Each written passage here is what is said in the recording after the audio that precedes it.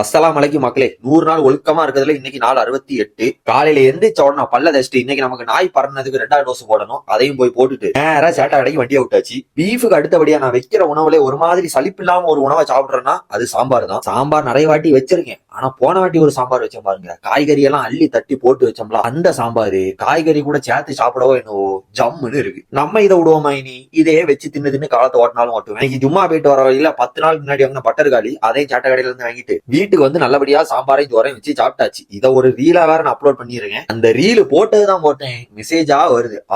ஓஹோ, யார் அந்த ஃபியூச்சர் ஒய்? அந்த ரீலோட கான்டெக்ட் என்னன்னா, நான் முன்னாடி ஒரு 6 மாசம் ஒரு ஐடி கம்பெனில வேலைக்கு போயிட்டு இருந்தேன். அங்கேயும் டிசிப்ளினா காலையில எந்திரிச்சு சமைச்சு சாப்பாடு ஆபீஸுக்கு கொண்டு போவேன். இதை டெய்லியும் பார்த்தேன் என் மேனேஜர், டெய்லியும் காலையில சமைச்சு கொண்டு வரியா? பரவாயில்லையாப்பா, இந்த காலத்துல இப்படி ஒரு பையனா, உனக்கு வரப்போற பொண்டாட்டி கொடுத்து வச்சவாடா அப்படின்னாங்க. அது மைண்டுக்கு வந்து அதை வச்சுதான் ரீல் போட்டேன். இதுக்கு பின்னாடி வேற ஒரு கதையும் இல்ல. என் ஃபியூச்சர் ஒய்ஃப் யாருன்னா எனக்கு தெரியாதுப்பா. அப்படியே ஜிம் எல்லாம் முடிச்சு வீட்டுக்கு வந்து சமைச்சு சாப்பிட்டு நாளை முடிச்சுக்கிறேன். ஒழுக்கம் முக்கிய மக்களே.